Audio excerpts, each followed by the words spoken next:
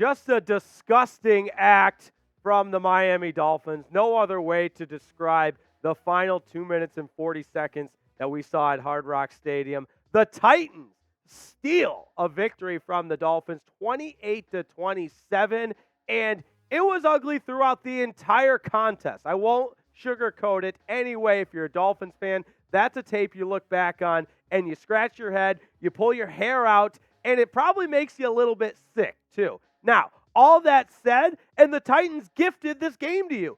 2 turnovers that set up 2 Dolphins touchdowns. Miami had a 14-point lead with under 3 minutes to play. Now, travel back in time with me. The last time a team lost a game when leading by 14 or more points with less than 3 minutes to play, 2016. That's the last time it had been done, and the Dolphins do it tonight on Monday Night Football. Again, I said it when we first started, just a disgusting act. There were injuries, yes, I understand that. There were turnovers, there was bad penalties, there was sloppy play, there was selfish play, there was everything you don't want to see from your team. The Dolphins put it on display, and just a bonus that it was on Monday Night Football so the entire nation could see it. But 28-27 is the final. I didn't want to read the stats. It doesn't matter. The Dolphins just gagged and choked this one away. Let me hear your one-word reaction to this one, because I think I got to go with mine as disgusting. Just a disgusting display from the Miami Dolphins. It really through the entire game. They had no business even being up 2 touchdowns, but fortunately the Titans just handed them 2 touchdowns by way of the fumble. And then Tennessee rattles off 15 unanswered down the stretch from Will Levis. I mean, all due respect to Will Levis, he's a rookie, and he had the rhythm going with DeAndre Hopkins, but it's Will freaking Levis. Derrick Henry is obviously a bona fide superstar running back in this league, but it was the 4-8 Titans coming into Hard Rock Stadium and stealing a game with 15 unanswered points down the stretch. Let me know your one-word reaction to this game. Mine is disgusting. Now, instant reaction, got a lot for you here.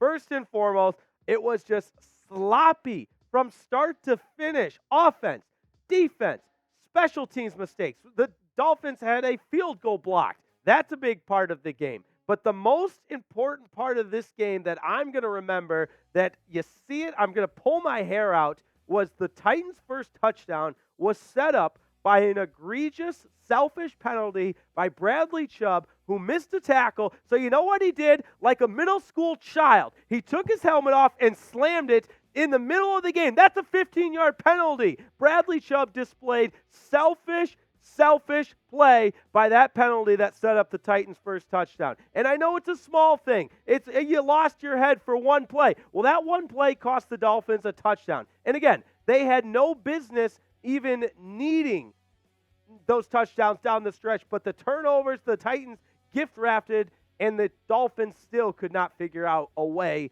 to win this game at home, no less. So no longer undefeated at home, and just an overall display of egregious play, offense, defense, special teams. Back to the film room and figure it out. You're 9-4. The season's not over, but my, oh my. The rest of the AFC, the actual contenders in the AFC, will beat what the Dolphins just put on the field by 35 points. The lowly Titans just came in and scored 15 unanswered down the stretch. Again, that hadn't happened since 2016. No NFL team had won trailing that much with under 3 minutes to go. Thank you, Tennessee Titans. The lowly Titans beat the Dolphins 28-27. Second takeaway from this one, the offense was horrible. The only 2 touchdowns were set up on the only 2 offensive touchdowns were set up by Titan turnovers. Tua was out of sync all day. I understand Tyreek got hurt, and he missed a large portion of this game. And without Tyreek, this offense looked terrible. Some of that might have been on play calling. The Dolphins get inside the 10 2 different times. You get the fumbled snap by Tua, and then he fumbles it again. And then the other time you have to settle for a field goal because the Dolphins tried to get too cute with the play calling. So, missed opportunities in this one. Mostert did have a good game with the 2 touchdowns on 96 yards on 21 carries, but I just don't think McDaniel fed him enough. And I understand Achane wasn't really utilized either.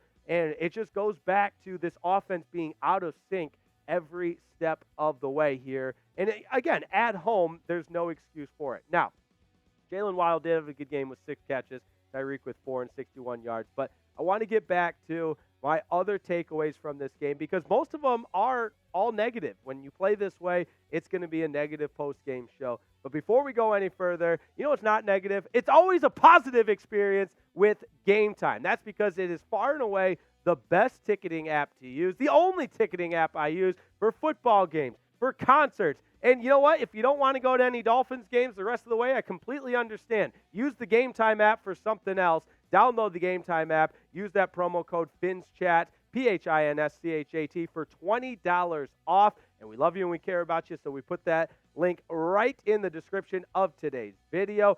Game Time, the only ticketing app you'll need. You also get a nice high-resolution photo from where you're sitting, so there's no deception. It's completely easy, and they specialize in last-minute deals, which is awesome because you can rest assured you're getting the lowest price guaranteed and last-minute ticket deals. That's why you use Game Time. So download the Game Time app today. Terms do apply. Use that promo code FINSCHAT, PHINSCHAT, for $20 off. That's FINSCHAT. Download the Game Time app today. Now, what's even more concerning with this Dolphins loss is the way the Aqua and Orange crumbled in big-time moments. Pivotal plays down the stretch in the first half and, of course, down the stretch in this game. Defense crumbled. They let up 2 touchdowns and a 2-point conversion. Offense crumbled. Couldn't get a first down. Couldn't get into field goal range to kick a game-winning field goal. All of that concerns me because in the biggest moments, and I know the sky is falling after one loss, I understand that. But in the biggest moments, you look at when this team has faced adversity, they haven't really overcame it. They haven't really done it. Aside from a couple of wins early on that were close, they've won some blowout games. They've had some big moments, but I am very concerned moving forward with this team's inability to produce in big-time moments when the lights are brightest. So I want you to grade the Dolphins versus Titans performance, the performance by Miami. Let me know in the comments, A, B, C, D, or F, and I'm not going to waste any time. For me, it's a D. The offense needs to be a heck of a lot better. The defense can't give up 15 points in 2 minutes and 40 seconds. The special teams, missed field goals, penalties on special teams. You can't do it. I give this Dolphins performance a D. Last and certainly not least, unfortunately, a lot of injuries in this one. Tyreek Hill, and the list goes on and on. Jalen Waddle was injured in the first series. Even worse, Connor Williams might be lost for some significant amount of time because he left the game, did not return. DeShon Elliott left the game, did not return. Xavier Howard left the game. He was able to get back and play and played the majority of the second half. But the amount of injuries that is stacking up on this offensive line is concerning. Now there's injuries on the defensive side. There's injuries all over. And if Tyreek Hill isn't 100%, well, you saw what this offense is without him. Basically nothing. So I'm concerned about the injuries. We'll continue to keep you updated on the latest around each and every injury. But one more time, this Dolphins game could be summarized with sloppy, and it was brutal to watch. The offense was horrible. The entire team crumbled under pressure. And yes, there were a lot of injuries, but no excuses. It's time for the Dolphins to look themselves in the mirror and figure it out. Is this a subpar, mediocre team, or is it a team that's a real contender in the AFC? At 9-4, you got a tough part of your schedule coming up. First with the Jets, that's a very winnable game. But then down the stretch, Cowboys, Ravens, Bills. Can this team get it together? And maybe this will serve as a wake-up call for the Aqua and Orange. Maybe, just maybe. But we appreciate everybody tuning in and subscribing to the channel. We bring you this passion for every single Dolphins game. We bring you this passion and excitement for every single Dolphins video. Wall-to-wall coverage of the Aqua and Orange. That's why you subscribe. Daily videos, live shows, and, of course, our live watch parties. So, one more time, final score. Titans steal one from the Dolphins, 28-27. And now we see how it impacts the AFC playoff picture. The Ravens, the clear leaders in the AFC, ahead of the Dolphins at 9-4. So right now, Miami would be the 2 seed, with the Chiefs at 8-5 and the Jags at 8-5, as well as the 3-4. And of course, the Ravens getting that first round bye. Your wild card teams, the Browns, Steelers, and Colts Cleveland 8-5, Pittsburgh 7-6, Indy 7-6. And look out for Houston, Denver, Cincinnati, and Buffalo, all in the hunt at 7-6. A little bit further down, you've got the Chargers, Raiders, Jets, and Titans now with the win at 8-5. It's going to be interesting down the stretch. So let me know in the comments, what is your confidence level in the Dolphins earning the number 1 seed in the AFC? It took a serious hit tonight. It was for me between about I'd say 7 and 8 heading into tonight, but the way they lost, now it's down to about a 2 or 3. But you got to let me know in the comments.